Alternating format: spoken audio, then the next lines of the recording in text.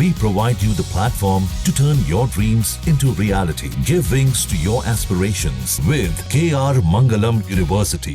एकनाथ शिंदे और आदित्य ठाकरे एक ही मंच पर आ सकते हैं तो क्या मिट गई हैं दूरियां?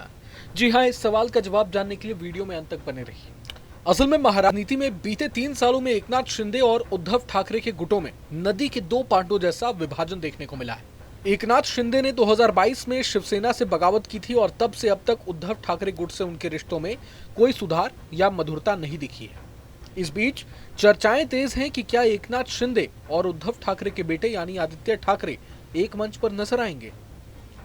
दरअसल 14 अगस्त को मुंबई के वर्ली में बीडीडी चौल पुनर्विकास योजना के पहले चरण के तहत 556 लाभार्थियों के घर की चाबियां दी जानी है। इस आयोजन में सीएम देवेंद्र फडणवीस मौजूद रहेंगे। इसके अलावा डिप्टी सीएम के तौर पर एकनाथ शिंदे की भी मौजूदगी रहेगी। चूंकि वर्ली से आदित्य ठाकरे विधायक हैं और प्रोटोकॉल के तहत उन्हें भी इस कार्यक्रम का न्योता दिया गया है, इसी के चलते कयास लग रहे हैं कि क्या आदित्य ठाकरे और एकनाथ शिंदे एक मंच पर आएंगे। यदि आए तो ये बीते कुछ सालों में महाराष्ट्र की राजनीति की सबसे दुर्लभ तस्वीर होगी, जब शिवसेना के दोनों गुटों के नेता एक साथ दिखेंगे। बता दें कि यह कार्यक्रम महाडा द्वारा माटुंगा स्थित यशवंत नाट्य मंदिर में आयोजित किया जाना है। इस कार्यक्रम में मुख्यमंत्री देवेंद्र फडणवीस उपस्थित होंगे और चाबियां उनके द्वारा ही वितरित की जाएंगी। कार्यक्रम के निमंत्रण पत्र में मुख्यमंत्री देवेंद्र फडणवीस और उप मुख्यमंत्री एकनाथ शिंदे का प्रमुख रूप से उल्लेख है। इसके अलावा वर्ली के स्थानीय विधायक आदित्य ठाकरे और स्थानीय सांसद अरविंद सावंत को भी इस कार्यक्रम में आमंत्रित किया गया है। गौरतलब है कि बीडीडी चौल पुनर्विकास परियोजना पिछले कुछ सालों से चर्चा में है। इस परियोजना का काम महाविकास अघाड़ी सरकार के दौरान ही शुरू हुआ था और फिर महायुति सरकार के सत्ता में आने के बाद भी पूर्व सीएम एकनाथ शिंदे के नेतृत्व में जारी रहा। अब इसका पहला चरण सीएम देवेंद्र फडणवीस के कार्यकाल में पूरा हो चुका है। ऐसे में इस परियोजना का श्रेय लेने के लिए राजनीतिक जंग छिड़ना भी तय माना जा रहा है।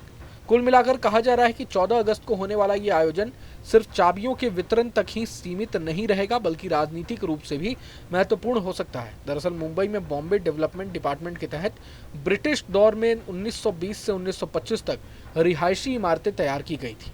अब ये काफ़ी पुरानी और जर्जर हो चुकी हैं। ऐसे में इनका पुनर्विकास किया जा रहा है। इसका पहला राउंड फिलहाल पूरा हुआ है। भारत में ब्रिटिश काल में हुए शहरी विकास के तहत इसे सबसे बड़ा प्रोजेक्ट माना गया था। अब खास बात यह है कि 14 अगस्त को इस कार्यक्रम में क्या आदित्य ठाकरे आते हैं, शामिल होते हैं या नहीं, और अगर शामिल होते हैं तो क्या एकनाथ शिंदे के साथ मंच साझा करेंगे या नहीं, और अगर मंच साझा कर लिया तो ये सबसे दुर्लभ तस्वीर होगी बीते कुछ सालों में।